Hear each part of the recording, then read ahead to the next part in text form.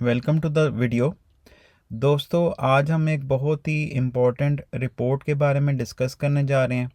ये instalment management system है। जैसे आपको पता है कि जो हमारे भाई इंस्टॉलमेंट का बिज़नेस करते हैं, लोगों को किस्तों पे चीज़ें देते हैं, ठीक है ना, ये सॉफ्टवेयर उनके लिए डिज़ाइन किया गया है और नहायत ही आसान वे में डिज़ाइन किया गया ताकि आप जो है अगर कंप्यूटर चलाना नहीं भी जानते तो बआसानी एक ट्रेनिंग लेने के बाद आप इस सॉफ्टवेयर को जो है ना यूज़ करना शुरू कर देंगे और अपने तमाम मामला जो है ना आप कंप्यूटराइज और सिस्टमाइज़ कर लेंगे, जिसका ज़ाहिर है आप ही को फ़ायदा होगा। आप उसको सिंगल क्लिक करके कोई भी रिपोर्ट देखना चाहेंगे आपको मिल जाएगी।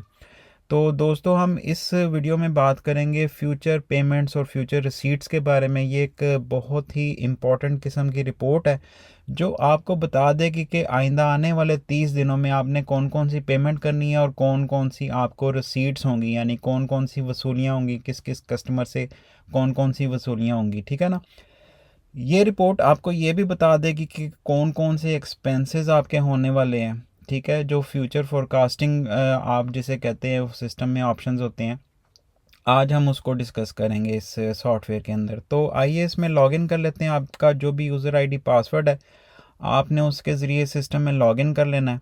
और अगर रिपोर्ट की बात करूं तो सीधा जो है ना डैशबोर्ड से ही आपने मेन्यू के ज़रिए क्लिक करके रिपोर्ट्स को खोल लेना और यहाँ पे फ्यूचर रिसीट्स एंड पेमेंट्स की रिपोर्ट आपको मिल जाएगी। ठीक हो गया।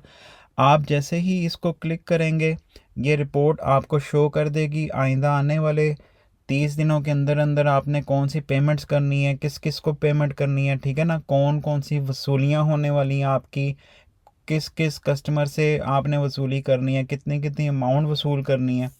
तमाम की तमाम चीज़ें जो है ना इस रिपोर्ट में आपको एक पेज के अंदर अंदर शो हो जाएगा। ठीक है। तो आइए तफसील से इस रिपोर्ट का जायज़ा लेते हैं। इसको कैसे बनाते हैं, इसको कैसे देखते हैं, इसकी लॉजिक क्या है, इसको समझते हैं। ठीक है। तो सबसे पहले तो ड्यू फ्रॉम कस्टमर्स, यानी कि वो अमाउंट जो आपको डैशबोर्ड पे नज़र आ रही है। फॉर एग्ज़ाम्पल अगर मैं डैशबोर्ड की बात करूँ, आपका बिज़नेस नेम पे आप क्लिक करेंगे या आपको डैशबोर्ड पे ले जाएगा। तो ये वो अमाउंट है जो आपने कस्टमर्स से लेनी है जिनकी अमाउंट ड्यू हो चुकी हुई है, ठीक है ना, कुछ दिन ऊपर हो चुके हैं। ज़ाहिर है वो अमाउंट आपने आने वाले 30 दिनों में वसूल करनी ही करनी है इंशाल्लाह। तो ये तो हो गई वो वाली अमाउंट जो रिपोर्ट में आपको सबसे पहले नज़र आ रही है। ठीक हो गया। इसके बाद आपने जो है सप्लायर्स को कौन कौन सी पेमेंट करनी है, ठीक है। अब जैसे कामरान अली सप्लायर है, जुनेद खान सप्लायर है, ठीक है। आपने इन लोगों को ये अमाउंट उनकी ड्यू है, माइनस में शो हो रहा है, मींस आपने पे करना है, ये अमाउंट माइनस हो जाएगी। ठीक है। ये तो साथ बैलेंस चल रहा है ना, आपको पता ही है, ये बैलेंस चल रहा है, ये अमाउंट पॉजिटिव में प्लस होती जाएगी। जो आपने अमाउंट पे करनी है वो नेगेटिव में चलती जाएगी और यहाँ पे आपको बैलेंस उसका शो होता जाएगा। ये 7,90,000 रुपया देना तो एकदम जो है ना अमाउंट जो है ना माइनस में चली गई है। अच्छा, ये तो सिंपल सी बात है, अंडरस्टूड सी बात है कि जो आपने सप्लायर को पेमेंट करनी है, जितनी पेमेंट ड्यू है विद इन 30 डेज़ आपको पे करना ही करना है। ठीक है। तो ये वो टोटल पेमेंट ड्यू हो गई तमाम सप्लायर्स की, इतनी आपने पेमेंट जो है ना उनको पे बैक करनी है। अगर मैं इसी रिपोर्ट से आपको सप्लायर्स अकाउंट में ले जाऊं तो यहाँ भी आप वो अमाउंट देख सकते हैं कि भाई ये अमाउंट है जो सप्लायर्स की तरफ ड्यू है और आपने पे करनी है। अच्छा, वापस हम इस रिपोर्ट की तरफ आ जाते हैं और इसका जो नेक्स्ट हेड है वो एक्सपेंसेस हैं। अब ये पेट्रोल एक्सपेंसेस हैं 3 दफ़ा और क्लीनिंग एक्सपेंसेस हैं, ये उनकी तारीख़ है और ये फिर माइनस में अमाउंट आ गई। अब ये फ्यूचर के एक्सपेंसेस जो है सिस्टम आपको कैसे बता रहा है कि ये आप आने वाले 30 दिनों में ये खर्चे होने वाले हैं आपके। ठीक है। तो उसकी लॉजिक ये है कि जब आप ऐड एक्सपेंसेस पे जाते हैं, ठीक है, यहाँ से आप एक्सपेंस अकाउंट सेलेक्ट करते हैं, ठीक है। और अगर मैं आपको एक्सपेंस अकाउंट्स में ले जाऊं तो ये तमाम वो एक्सपेंस अकाउंट है जिनका आपने जनाब अली रिपीट मंथली यस करके रखा हुआ है।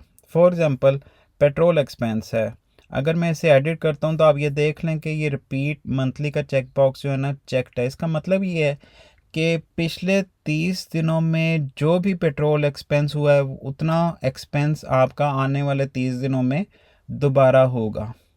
ठीक है, यानी कि सैलरी को अगर हम ले लेते हैं तो सैलरी एक्सपेंसेस पिछले 30 दिनों में जितने आपने पे किए हैं सैलरी एक्सपेंसेस, ठीक है ना, वो आने वाले 30 दिनों में भी आपके उतने सैलरी एक्सपेंसेस पे होंगे।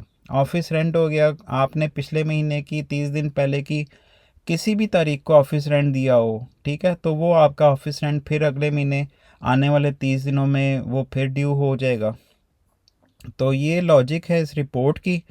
और आप देख सकते हैं कि एक्सपेंसेस की मद में आपने 8 तारीख को पेट्रोल एक्सपेंस करना है 9,000 रुपये का। ठीक है, ये एक रफली आइडिया होता है, एक एस्टिमेटेड आइडिया होता है, ये एग्जैक्ट नहीं होता। एग्जैक्ट वही होगा जो आप एक्चुअली इस सिस्टम में जाके ऐड एक्सपेंसेस में जाके रिकॉर्ड करेंगे।